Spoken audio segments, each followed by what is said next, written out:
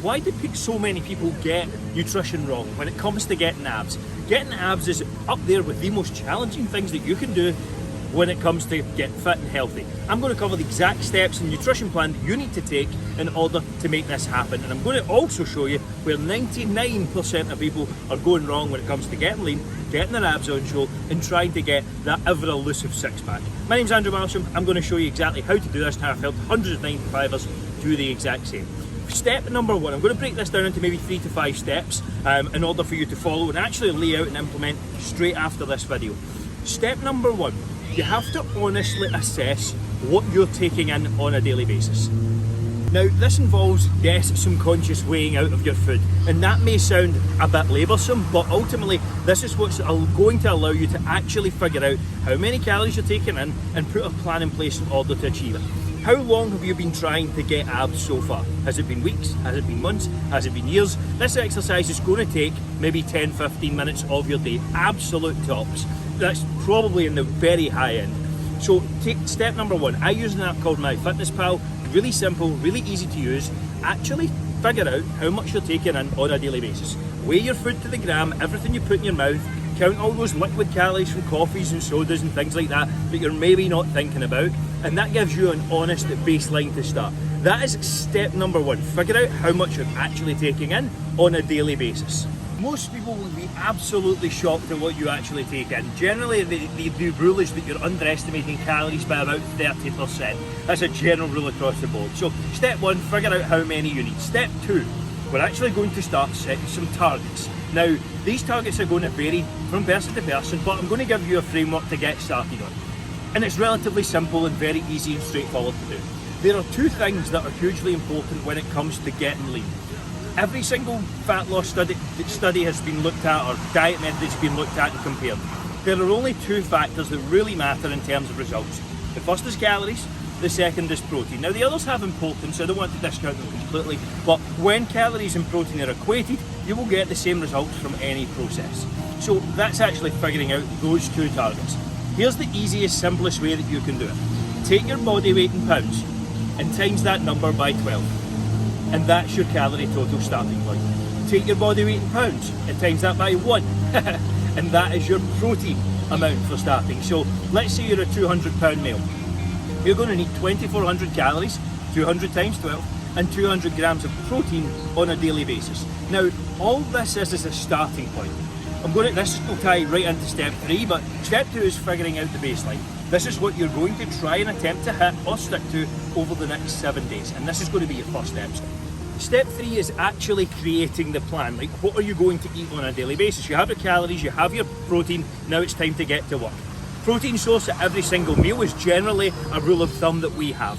And I'll go into a side note here. Can you eat chocolate, crisps, sweets? Can you drink alcohol? Can you drink sodas and still get a six pack?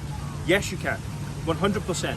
I ate a Krispy Kreme donut every single day and got shredded for my photo shoot that I'll put photos of here somewhere on the screen right now.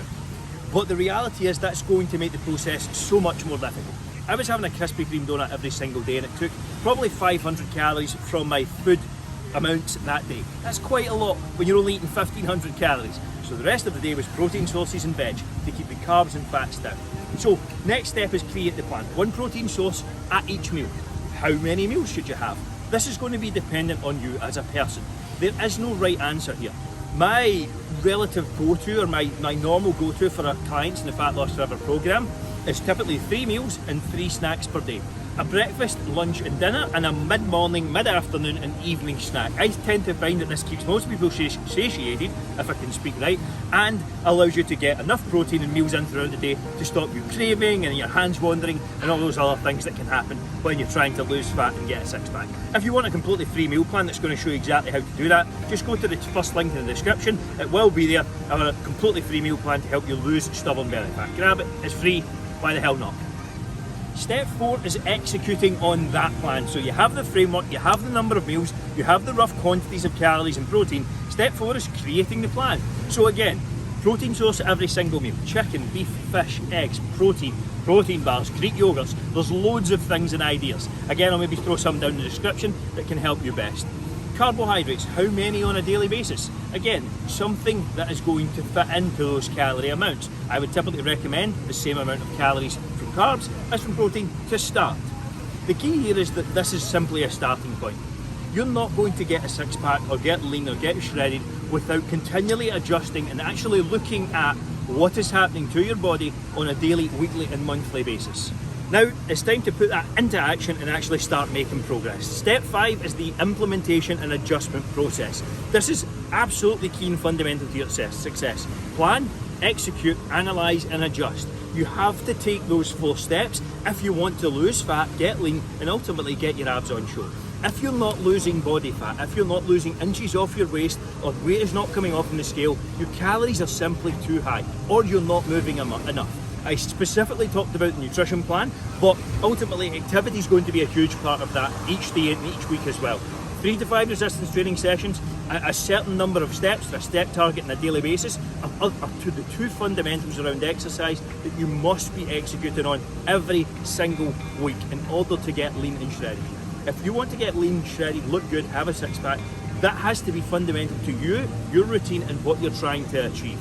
So there, it is a case of checking in every single week. This is exactly what we do in our program. Weigh yourself, take measurements, take pictures and adjust. Your goal should be to lose roughly 1% of your body weight per week. 1%. That doesn't sound like a lot, but it's ultimately going to be what comes off and you can be consistent with. Imagine losing fat once and never having to worry about losing it again. That's the goal with what we do in our program. That's the goal with everything we're trying to teach here. If you lose your body weight at 1% per week, that's going to be a really effective and steady rate of progress in order for you to get a result for life. If this video was helpful, off to the side is going to be a complete meal prep for you for the entire week. Go and watch that. Again, prep the meals, follow the plan and follow the process and continue to check, adjust and amend over a period of time. But go and watch this video that's off to the side. It's going to be your best next steps. And again, grab a free meal plan, the link in the description below if you haven't done so already.